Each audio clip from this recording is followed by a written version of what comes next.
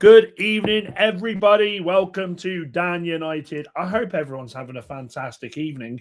No football for Manchester United tonight, so I thought, let's delve into the Wayne Rooney story.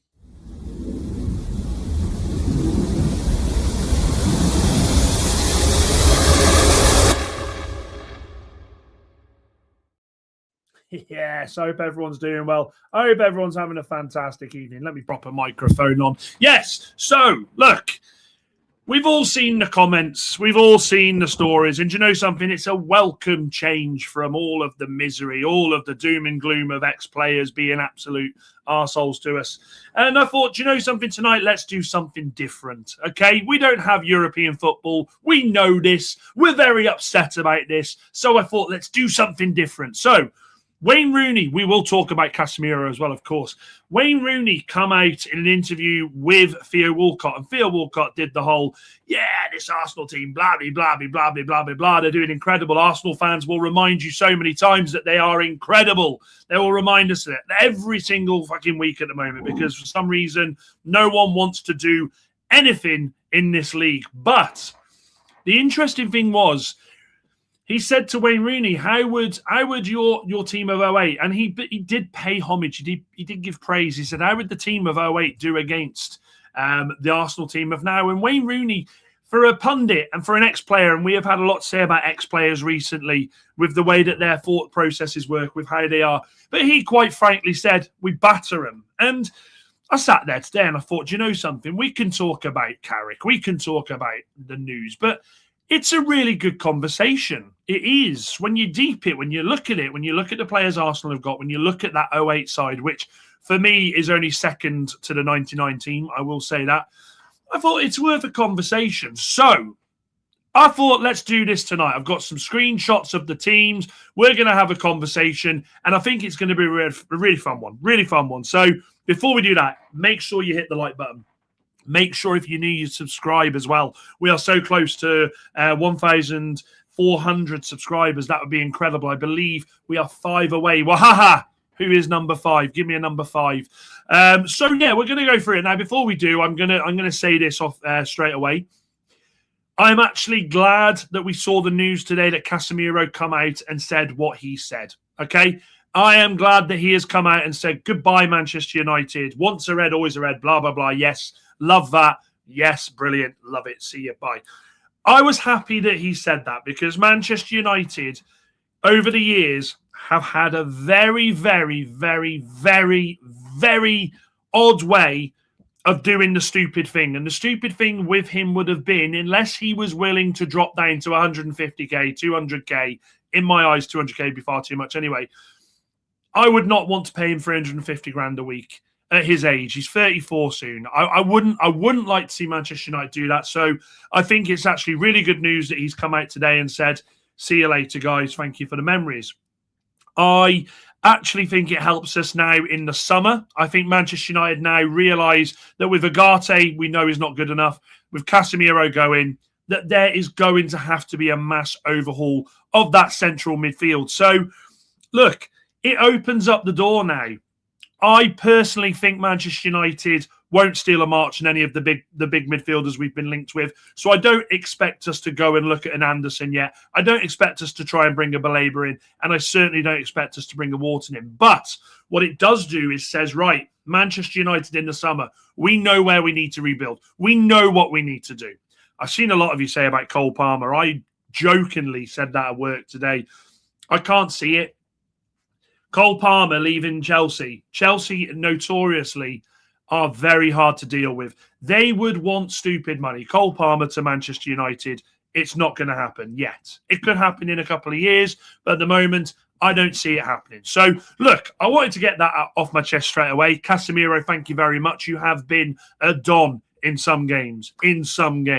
But now I think it is only right that he passes the torch and moves on and goes and enjoys his career. He's 34 years old. The guy deserves to go and live it up on the beach in Brazil. So let me go through the comments and then we're going to start this. I'm really excited about this tonight. Really excited. And as always, community, I want you to get involved. We are going to go through both teams player by player. We are going to give the pros and the cons. We are going to look at both teams and how they played. And we are essentially going to work out just who is better. And we might do a cheeky team at the end of it to put them all in. So good evening, Wahaha. I hope you're well. Good evening, Andy. Good to see you, mate. Rooney should have slapped Walcott for even starting the discussion. I like you saying that, Wahaha, but when you deep it, actually, there are holes in that 08 side. We'll go through it. Jamie, good to see you. I hope you're well. And I keep seeing that Cole Palmer is linked to United. If it happens, it would break the internet. It would. It would break the internet, but I just don't see it.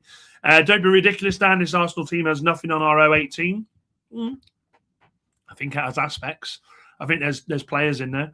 Mustafa, good to see you. I agree with Rooney, that front three. Ronaldo won a Ballon d'Or that year. It was incredible. One of the best front threes I think you'll see in ever to play in the Premier League. Good evening, Carl. Hope you're fine. Hope you're well. Casemiro leaves on a high. 2 trophies scored in the final. Absolutely did. Evening, Dan. He says, hopefully we can replace him with a world-class player. That is the plan. How do we feel about Uncle Casemiro leaving at the end of the season? I've got egg in my mouth. I had a bloody omelette. I'm happy. I am happy. And we can definitely rebuild. We absolutely can rebuild it. One Arsenal player that could get in the 08 team, and that's Timber. I think there's more than that. Anyways, look. I think we're going to have a good discussion tonight. So let me bring up the teams first. I mean, look. This team here, man. This team here. I mean, you look at that team. What I would give to have this team now, man.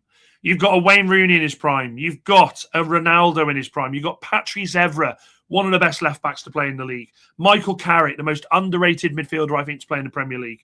Edwin van der Sar, who at that point was nearing 40. The best centre-back duo the Premier League has ever seen. Rio Ferdinand and Vidic. Scholesy near the end of his career. You have a lot there. You have a lot. And then you look at this team. Now, I'm not going to disrespect a lot of this, okay? I'm not going to disrespect a lot of these players. I'm not. I think Raya's been a very, very good goalkeeper. I think he's actually, since his move to Arsenal, has come on leaps and bounds. Odegaard, the jury's out with a lot of Arsenal fans of Odegaard. Declan Rice, okay? Straight away, I'm going to tell you there's going to have to be a conversation about Declan Rice because I think Declan Rice is massively, criminally underrated. I genuinely do. I absolutely adore Declan Rice. Saka, a lot of people say about Saka being overrated. Saka's a player that walks into our team straight away, by the way. But anyway, look, they're the teams. Now, you can't select a lot of the legends. So when I've done the squad list, this is essentially the team that I've gone with. So we got Van der Sar in goal, Wes Brown at right back, Everett left back, Rio Ferdinand and Vidic at centre backs, Carrick, Hargreaves and Scholes in that midfield. There is arguments for other players to start in there. And then you've got Ronaldo, Tevez, Rooney. Again, that front three on form, terrified defences. Back in those days, I never, ever, ever looked at that front three when they played and thought, we're not scoring today. It was terrifying. Could we have done more to keep Carlos Tevez at the club? We went out and got a Berbatov, and Berbatov was okay. Berbatov never really did it for me in the sense of the excitement I got with these three. But you look at the terrier, the bulldog that was Wayne Rooney in his pomp, who would absolutely annihilate. No. Wahaha. I'm saying this season. I'm not saying that season. I'm saying this season. Don't worry. Calmer. And then Ronaldo speaks for himself, doesn't it? I mean, Cristiano Ronaldo, I believe this was the season he got 42 goals and he was unplayable. This guy who 2 or 3 years before, you got to remember, in fact, 06 after the World Cup, Manchester United were linked with selling into a Valencia or a Barcelona after the infamous wink that cost Wayne Rooney in the World Cup. And then we look at the Arsenal team. Oh, right, fair enough. Fair enough. So this is the Arsenal team I've got at the moment. So we've got Raya in goal, obviously. We've got Ben White at right back, Timber at left back. There is a conversation you could put Lewis Skelly there. You've got Gabriel and Saliba, Zubamendi, Odegaard and Rice, and then you've got Martinelli, Gyökeres and Saka. Now, look, let's not do this. Let's not be too disrespectful. At present, you are looking at a team that is top of the Champions League standings, top of the Premier League standings. They are in the FA Cup. They are in the second. They're in the second leg of the semi-final against Chelsea. It is not out of the realms of possibility, and it breaks me to say this, that this team could go all the way and do something incredible this season. It isn't out of the realms of possibility. They've had some big wins. They have had some big wins. But my God, you look at this. I mean, oh, boy. So, with that in mind, chat, we are going to go through it player by player. So the first conversation is Edwin van der Sar up against David Raya. Now, let me tell you something about David Raya. I'm going to say, David Raya is the definition of a modern-day goalkeeper. He's very comfortable at his feet. Yes, he has mistakes in him, but name me a goalkeeper who doesn't make mistakes. It is one of the most high-pressure jobs in the game. It is. You can misplace a pass 10, 15 times in a game, and it won't really cost you. You can miss a shot 3 or 4 times. It might not cost you. You can misplace a tackle. It might not cost you. If you make a mistake in goal, you are going to be up against it, okay? It is simple as that. But then we go to Edwin van der Sar. Now, Edwin van der Sar, for me, Edwin van der Sar, at the age he was when he won the Champions League with Manchester United, not forgetting that we brought him in for pittance, essentially was at the end of his career. But for me, Van der Sar it just epitomised everything about that era of the Premier League where Manchester United dominated. He was fantastic with his distribution. I haven't seen anyone bar a few in recent years that could shot stop like this guy. He brought a presence, an absolute presence to that back line that you knew there was an element of calmness throughout. He wasn't afraid to put himself in harm's way. It's easy for me to sit here and say the easy answer is Van der Sar, but, I mean, come on. I don't think there's a conversation now. There is nothing saying that David Raya could go on and do something special in the next 2 or 3 years. But at the age he is now, when you look at the fact Edwin van der Sar had won so much at the same age in his career, I kind of feel like, in fact, do you know something? I'm not even scared to say this. I actually feel like Edwin van der Sar is one of the best signings in the Premier League era that Manchester United have ever made. When you think back in a day where we were looking at Mark Bosnich, Fabian Barthez, Roy Carroll, Tim Howard, who respectfully went on to have a decent career with Arsenal. But I think when you put him up against David Raya, I don't think it's a conversation. What are we saying? Van der Sar every day, says Carl. Raya wouldn't have saved Anelka's pen because he'd have dived 2 seconds early and beyond the post. A lot of disrespect for Raya. I think Raya's a class keeper. Van der Sar, unbelievable signing. Even at age, we still had so many great years. I mean, I'm pretty sure that Van der Sar still holds the record, guys. I'm pretty sure he still holds the record in the Premier League for most clean sheets. Consecutive.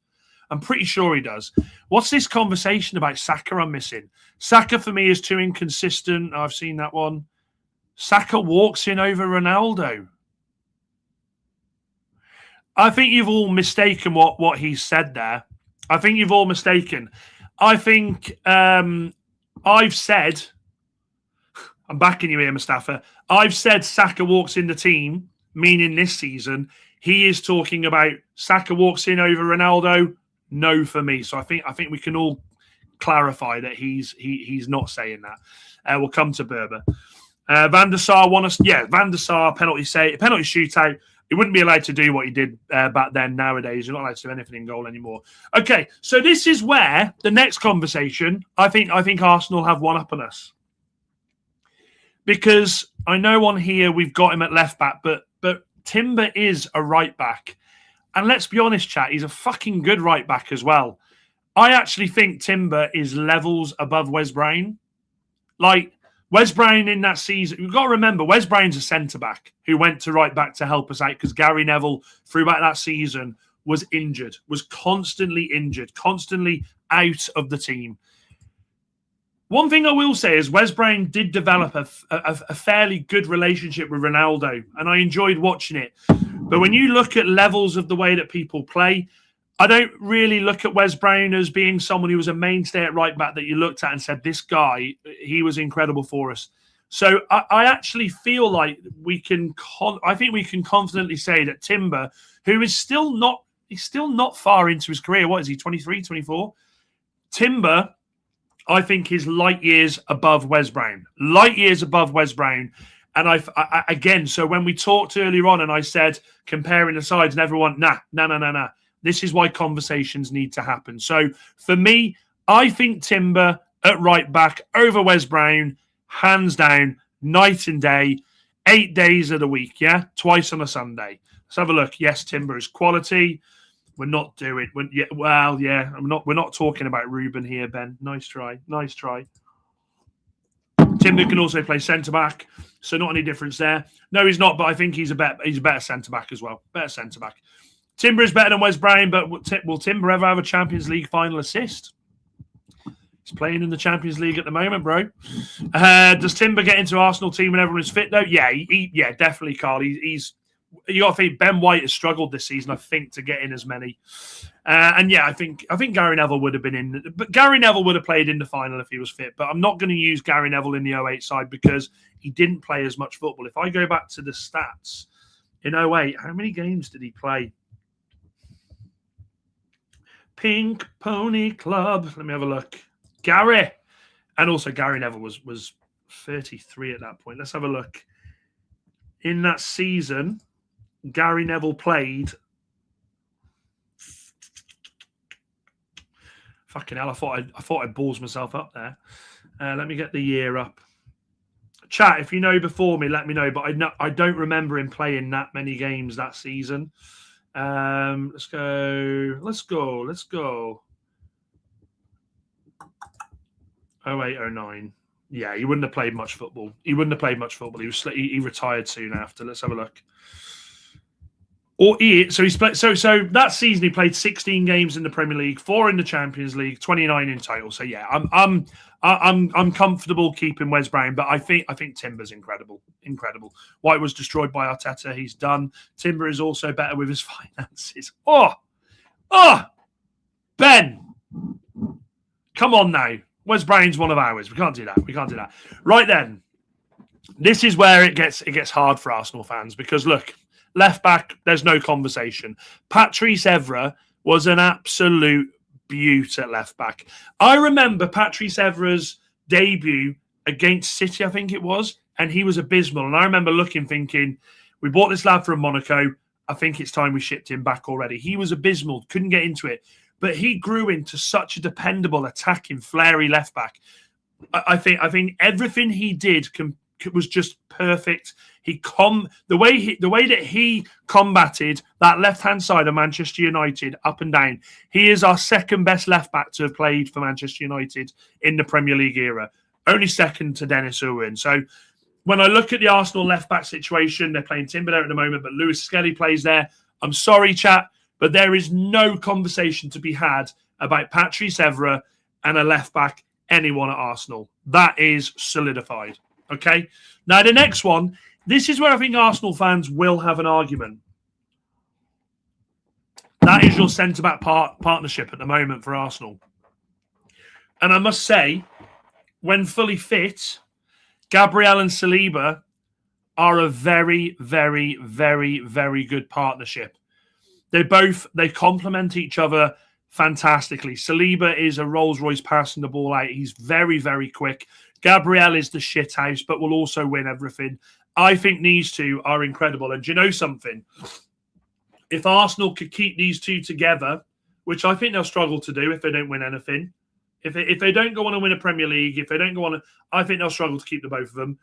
But I have to say, these two, longevity, could quite easily go on and be looked at as as a partnership, as one of the top centre back partnerships the Premier League's seen. And I don't mind saying that.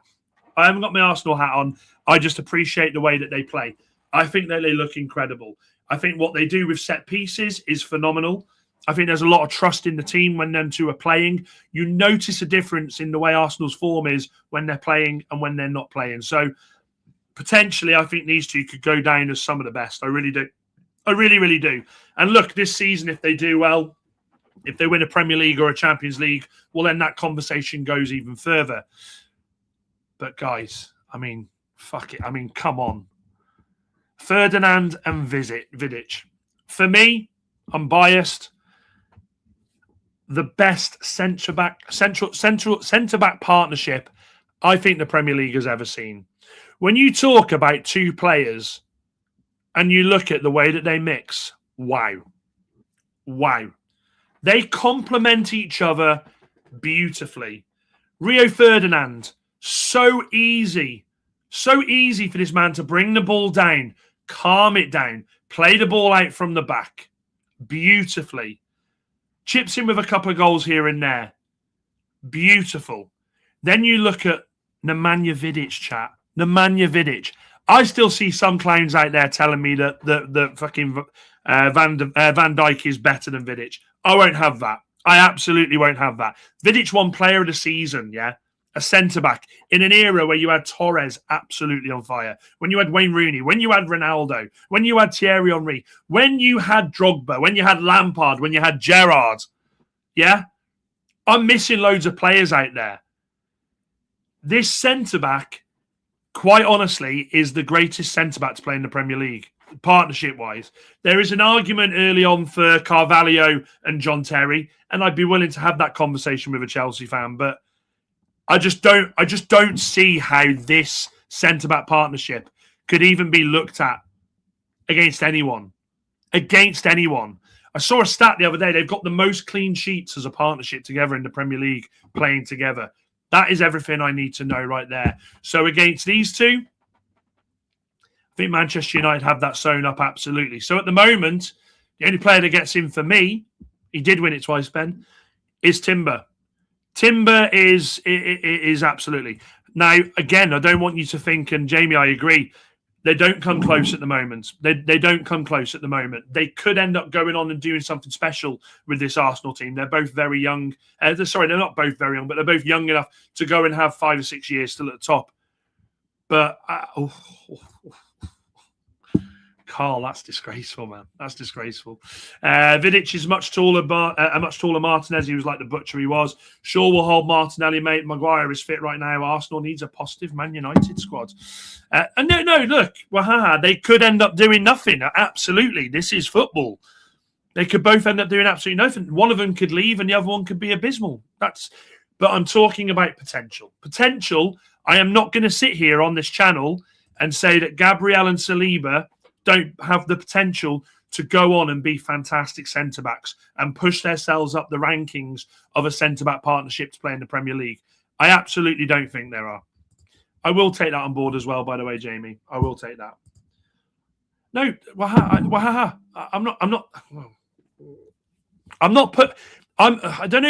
I am not putting them anywhere near Rio and Vidic. I'm not. I've just said that. I'm not.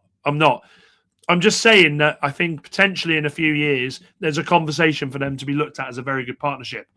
They will be nowhere near Rio and Vidic levels. They will be nowhere near Rio and Vidic levels. Absolutely not.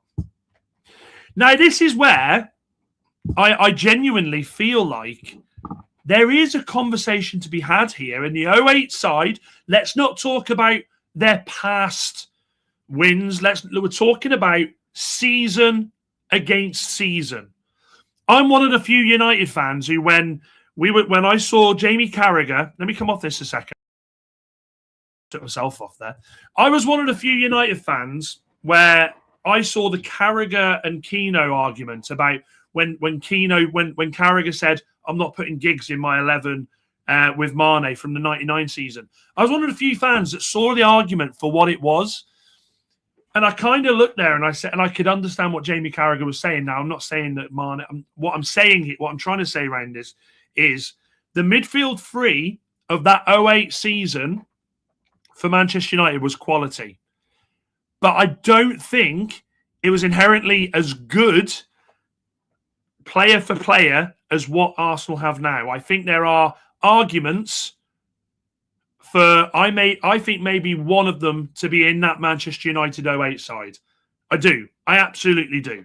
So let's go on it pound for pound. So look, Michael Carrick, we'll put him up against, because of the way that the teams are, we'll put Michael Carrick up against Odegaard. And actually, Ben's gone straight in there. Ben's gone straight in there. This is the argument I have. I think Declan Rice, you put Declan Rice in that midfield. Imagine Declan Rice in that midfield, chat. That midfield becomes better. Now, Hargreaves in that season, what I would say, we got a class Hargreaves that season. We got a Hargreaves that was not injury prone. We got a Hargreaves that was very, very passionate. Very passionate. I remember the free kick against Arsenal to beat them 2-1. In the final, I thought he was phenomenal. But I can't get past Declan Rice, you know. Declan Rice, by the way, still relatively young. What's he, 24? Let's have a look. How old is Declan Rice? Declan Rice.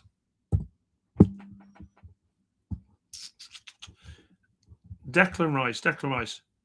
Fucking hell, he's 27. Where the fuck did that come from? How the hell is Declan Rice 27? Have I been living under a rock or what? I ain't having this. What? Show me your passport, Declan Rice. I think Declan Rice, even at 27, could still go on and become a fantastic world-class midfielder. I think he's pretty much there already, by the way. I mean, Declan Rice, when he's not playing for Arsenal, I think Arsenal look a much worse team without him. But in this midfield, pound for pound, let me ask the question, does that midfield of 08 dominate the Arsenal midfield of 2025? Does it dominate? Does it dominate? My answer would be, I don't think it dominates, but I think it beats it. I don't for a second think it dominates, but I do think it beats it. And the reason I think it doesn't dominate is because Hargreaves and Carrick were very, very much the defensive-minded players. They would do box-to-box, but Scholesy was at the age, what was he there? He must have been about 30. Well, he's 33 there. You put that midfield against the Arsenal midfield three. I think the Arsenal midfield three do have the legs. I think they have the legs on them. I do. I think if you play them over and over again, I think Arsenal. But what I think Manchester United's midfield have, which I think we can agree in, is the experience, and I think they have the better ball-playing knowledge. I think they have two players there in Scholes and in Carrick that I think football IQ completely dominates the Arsenal three. But I think it's closer than we say. I genuinely do. And I might, look, you all might say that I'm absolutely talking shit here, and I can take that.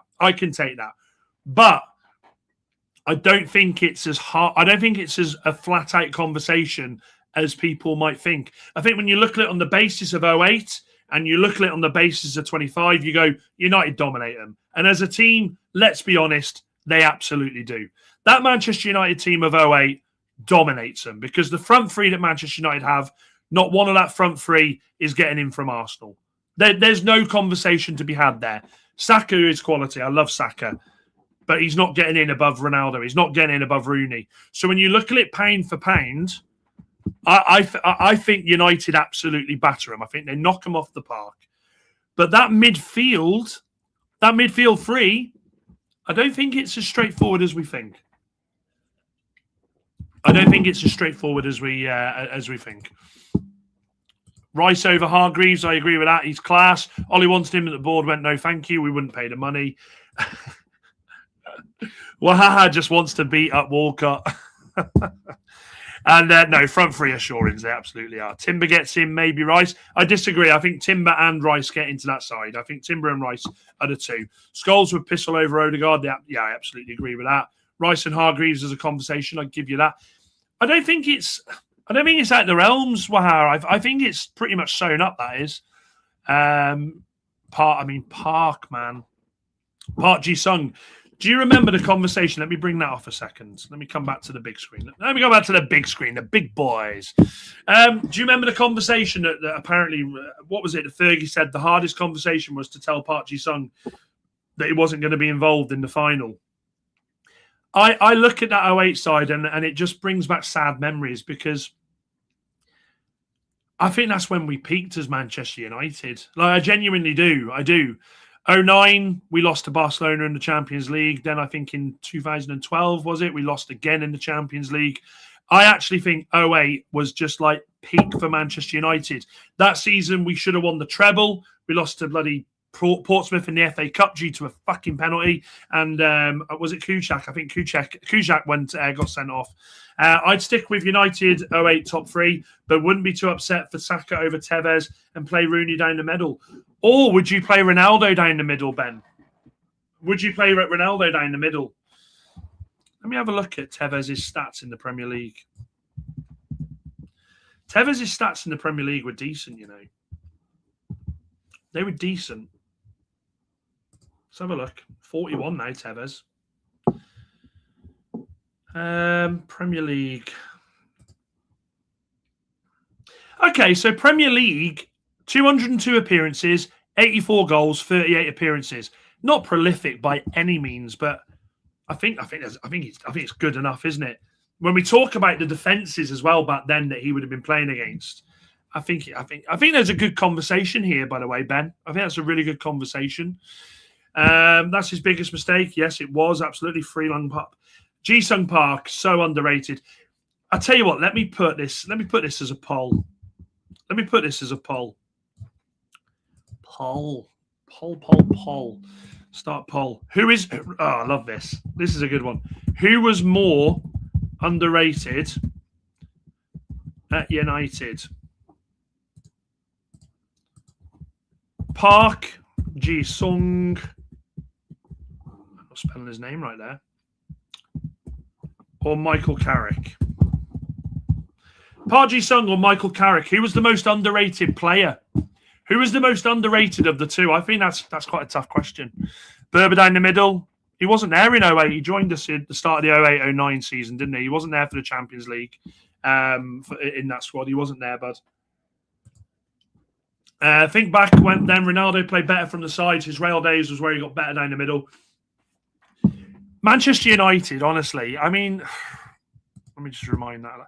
When you look at what he did, when you look at what Ronaldo did at Manchester United, I mean, fucking hell. The kid was just unbelievable, lads. That's a question. It is a question, and at the moment it's 50-50. Get your votes in. Who was the more underrated player at United? Park Ji-sung or Michael Carrick? For me, I think it's Park Ji-sung. I genuinely think it's Park Ji-sung. You got to think about it. Park was never a player you looked at and thought that guy's gonna do something in this game for us. With Michael Carrick, you knew he had a pass in him. You knew he could unlock defenses. You knew his positioning was just incredible. Always found a knack of being in the right place at the right time. Very good at picking the ball up and just moving the ball forward, but nice and steadily. The confidence he had to quietly go around his game. Those nice little 4 or 5 yard passes. Then he could spray it. He was incredible. But then you go to Park Ji-sung. Park Ji-sung, when we signed him, I was like, why? And I'll be honest with you, I thought it was just a tactic to break it, to get more from Asia. I thought it was more of a tactic to get more fans, to essentially people spending more money across the world. That's what I thought it was. But do you know something? He just all of a sudden turned into this player that if he didn't play in the first 11, you missed him. Not many people look at Pirlo and go, your job is just to mark him tonight. And for him to exercise the bloody game plan like he did, Park Ji-sung, honestly, I think he goes down as one of the most underrated players at Manchester United. And I don't think, from us he does, because we're Manchester United fans. We watched him a lot. But I think from the new age fan who don't know about him, who don't really know what he did, and from rival fans, I don't think that lad ever got the respect that he deserved. I thought he was absolutely incredible. Carl's with me on that one. Part was lauded for his running. Yeah, he was incredible. Carrick doesn't get enough praise, but and the conversations that you hear from foreign players when they say, like, imagine if Carrick was Spanish, imagine if he was Italian, imagine if he was German, he'd have got 100 caps. What did Carrick finish up on? How many caps did I think it was only like 50, wasn't it? How many caps did Carrick get? Let's have a look. That's criminal. I'm sorry. That is fucking criminal. Where's my phone? I'm ringing the police. That is fucking criminal.